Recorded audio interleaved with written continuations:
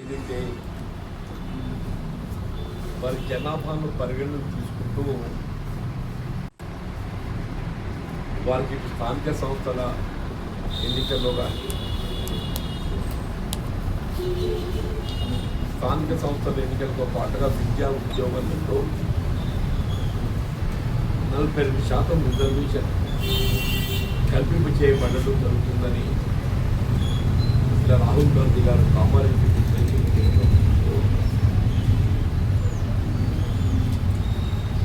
వాస్తవంగా ఈ 42% రిజర్వేషన్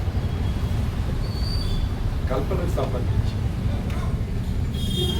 గతంలోనే శాసనసభలో శాసన మండలిలో బిల్లు ఆమోదింపు చేసుకున్నప్పటికీ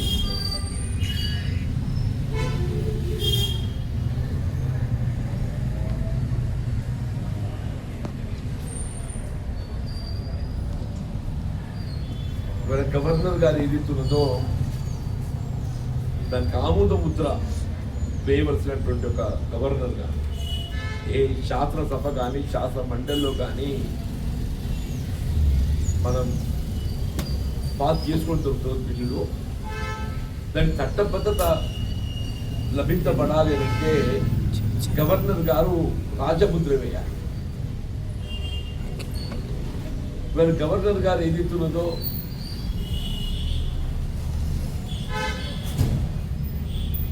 అంటే ఆ చట్టబద్ధత కల్పింప చేయటంలో ఆటంకాలు సృష్టించబడే విధంగా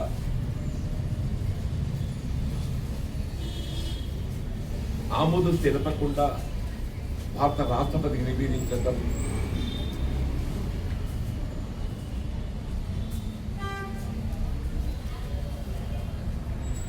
స్థానిక సంస్థల ఎన్నికలకు సంబంధించి ఎన్నికల నిర్వహణ 42% రిజర్వేషన్తో అమలు చేయాలని చెప్పని కాంగ్రెస్ పార్టీ భావిస్తున్నదో ఆ 42% రిజర్వేషన్ కల్పనకు ప్రధానమైనటువంటి ఒక ఆటంకం 2018లో అప్పటి టీఆర్ఎస్ ప్రభుత్వం స్థానిక సంస్థల ఎన్నికల్లో రిజర్వేషన్ 50% మించకుండా పంచాయతీరాజ్ యాక్ట్ అట్లాగే మున్సిపల్ యాక్ట్ను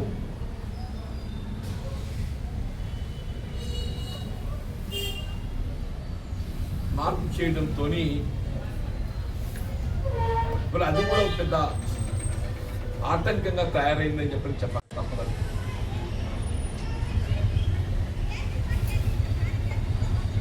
ఇవాళ గత ప్రభుత్వం ఏదైతే ఆనాడు 50% మించకూడదు అని చెప్పని పంచాయతీరాజ్ యాక్ట్లో మార్పులు చేయడం జరిగిందో దానికి తొలగింప చేయబడే విధంగా ఆ క్యాప్ 50% మించకూడదు అని ఏదైతే చట్టం రూపొందించిందో దాన్ని తొలగింప చేయబడే విధంగా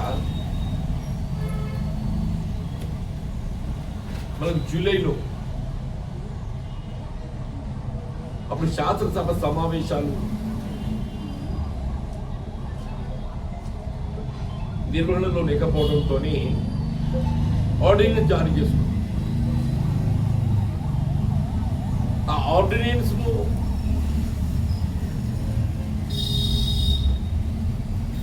ఆమోదింప చేయడం, చట్టబద్ధత కల్పింప చేయడం గవర్నర్ బాధ్యత.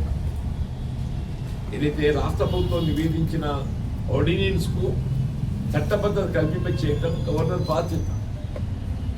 ఇప్పుడు గవర్నర్ గారు ఏదైతుందో 50% సీలింగ్ విధించడాన్ని ఏ విధమైనటువంటి ఒక సంకోచం లేకుండా ఆమోదించింది. మరి టీఆర్ఎస్ ప్రభుత్వం మనం 2018లో స్థానిక సంస్థల ఎన్నికల్లో 50% మించకూడదు అని చెప్పిన ఏదైతే చట్టాన్ని రూపొందించిందో ఏ విధంగా సంకోచం లేకుండా గవర్నర్ గారు ఆమోదించింది అన్నాడు.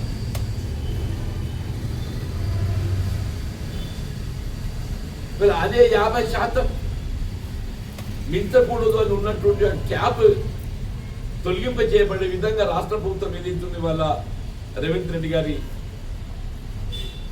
ప్రభుత్వం. మరి గవర్నర్ గారిని నివేదిస్తే దాని ప్రెసిడెంట్ పంపించి ఆయన గవర్నర్ గారు అంటే చూడండి అంటే మళ్ళీ ఇప్పుడు ఏ గవర్నర్ గారు వ్యవస్థ గవర్నర్ కంటే వ్యక్తి పేరు కావచ్చు, గవర్నర్ వ్యవస్థ అన్నాడు 50% మించకూడదు అనేటువంటి ఒక ఏదైతే ఆంక్ష విధించబడే విధంగా చట్టాన్ని పంచాయతీరాజ్ యాక్ట్లో పొందుపరిచిందో దాన్ని ఏ విధంగా సంకోచం లేకుండా ఆమోదించింది.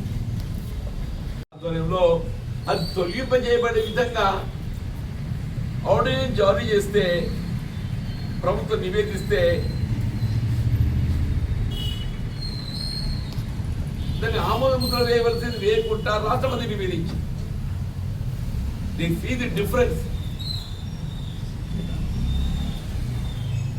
ఆర్డినెన్స్ ఏదైతున్నదో శాసనసభ సమావేశాలు మొన్న నిర్వహింపజేయబడటం, అందులో ప్రత్యేకంగా ఈ బీసీ రిజర్వేషన్ సంబంధించిన అంశం బిల్ ఏదైతుందో ఏదైతే జూలైలో మనం ఆర్డినెన్స్ జారీ చేసుకున్నామో దాన్ని బిల్ పొందుపరచమని బిల్లు కూడా ఏకగ్రీవంగా ఆమోదించుకున్నాం. బిల్లు కూడా ఏకగ్రీవంగా ఆమోదించుకున్నాం.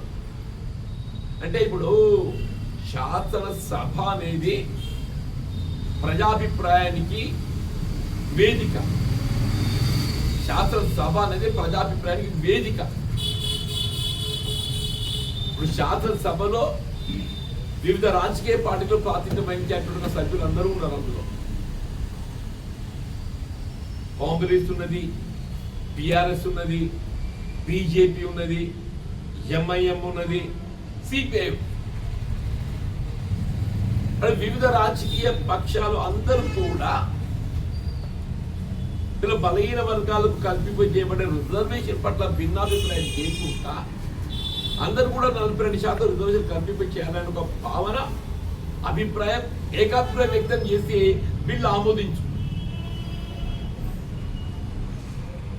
ఇలా శాసన మండలి కూడా అది ఆమోదం చేయబడుతుంది ఏకాభిప్రాయంతో.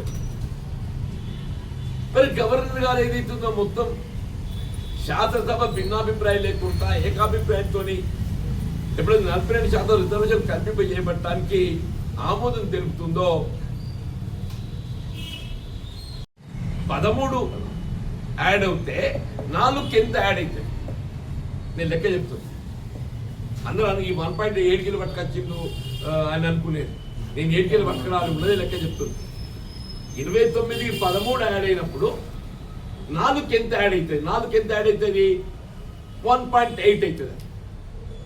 అంటే 4 + 1.8 5.8 అవుతుంది విద్యా ఉద్యోగాలలో ముస్లింస్. మన హిందూ బీసీలకు ఎంత అవుతుంది? ఉన్న 25కు 13లో 1.8 పోతే 11.2 మిగులుతుంది. ఇంకా ఆ 11.2 25 కానీ అంటే 25 + 11.2 36.2. ఇలా స్థానిక సంస్థల ఎన్నికల్లో శాసనసభలో ఆమోదింపజేయబడ్డటువంటి 42% రిజర్వేషన్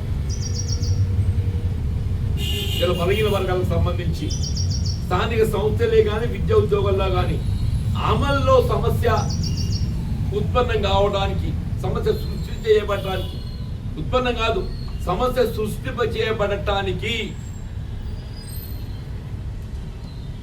టిఆర్ఎస్ బీజేపీ నైతిక బాధ్యత వహించాలి. సమస్య సృష్టించబడటానికి ఆనాడు 50% ఆంక్షలు విధింపజేసినటువంటి యొక్క బీఆర్ఎస్ పార్టీ,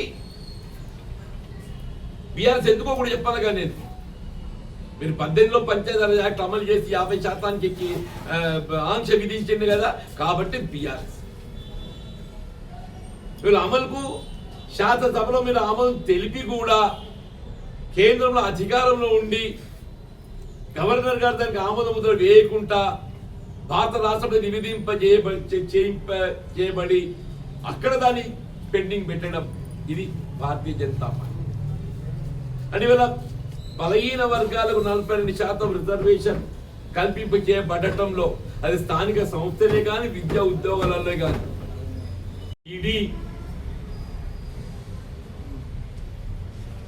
వీళ్ళ గవర్నర్ గారికి ఏదైతే నివేదించబడుతుంది వాళ్ళు సాయంత్రం నివేదిస్తారు. I feel today evening most probably వాళ్ళు కౌన్సిల్ ఆమోదం పొందితే వచ్చి వాళ్ళు సాయంత్రం గవర్నర్ గారు నివేదిస్తారు.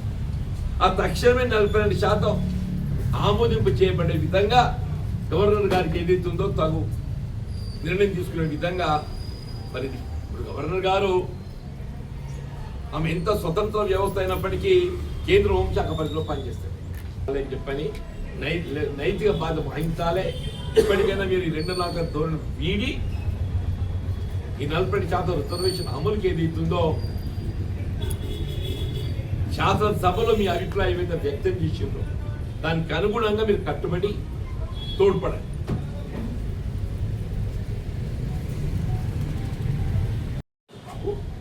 ఇప్పుడు ఎందుకంటే సాధారణంగా వాళ్ళ రాష్ట్ర ప్రభుత్వము ఈ అంశాన్ని ఏదైతుందో ఇటు సిట్ ద్వారా కానీ అటు సిబిసిఐడి ద్వారా కానీ విచారణ చేయించే అవకాశం ఉంది.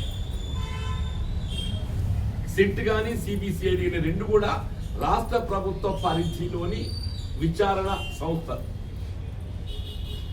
ఈ రెండు కూడా సిట్ కానీ సిబిసిఐడి కానీ అంటే ఏదైతుందో రాష్ట్ర ప్రభుత్వం పారదర్శకకు ప్రతీకగా వీళ్ళు చేపించబడే విచారణ ట్రాన్స్పరెంట్ గా చేయబడుతుంది, పారదర్శకంగా చేపట్టబడుతుంది. ఇందులో రాష్ట్ర ప్రభుత్వం యొక్క జోక్యం లేదు అని తెలియజెప్పబడే విధంగా అంశాన్ని సిబిఐకి అప్పగించింది. సిబిఐ ఇది కేంద్ర ప్రభుత్వ పరిధిలోని విచారణ సంస్థ. సిబిఐ ఏదైతుందో ఎట్లయితే సిట్ అండ్ సిబిసిఐడి రాష్ట్ర ప్రభుత్వ పరిధిలోని విచారణ సంస్థలో సిబిఐ ఏదైతున్నదో సెంట్రల్ బ్యూరో ఆఫ్ ఇన్వెస్టిగేషన్ ఇది కేంద్ర ప్రభుత్వ పరిధిలో విచారణ చేపట్టేటువంటి ఒక సంస్థ.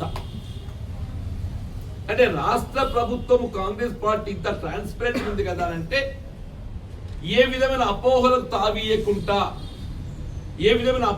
తావీయకుండా విచారణ అనేది నిష్పక్షపాతంగా పారదర్శకంగా చేయబడుతుందని తెలియజెప్పే విధంగా రాష్ట్ర ప్రభుత్వ పరిధిలో ఉన్నటువంటి ఒక అస్త్రాన్ని నిజంగానే రాష్ట్ర ప్రభుత్వం ఏదైనా కక్షపూరితంగానో రాజకీయంగానో నిర్ణయం తీసుకోవాలని చెప్పి భావించి ఉంటే ఏ సిట్టో సిబిసిఐడి వేస్తే అయిపోతుంది. కానీ ఆ విధంగా అపోహలకు తావీయకుండా రాష్ట్రంలో నిష్పక్షపాతంగా పారదర్శకంగా నిర్ణయాలు తీసుకుంటుందని తెలియజెప్పే విధంగా సిబిఐకి అప్పగించడం ఇది రాష్ట్ర ప్రభుత్వం యొక్క నిబద్ధతకు వాస్తవాలు ఏదైతుందో ప్రజలు గ్రహించబడే విధంగా కేవలం ప్రకటనలకే పరిమితం కాకుండా చేతల ద్వారా దాన్ని నిరూపించబడే విధంగా సిబిఐకి అప్పగించి one must appreciate unless state government సిబిఐకి అప్పగిస్తే తప్ప సిబిఐ దాన్ని డైరెక్ట్ విచారణకు చేపట్టే అవకాశం లేదు. Unless judicial enquiry order court ఆదేశిస్తే తప్ప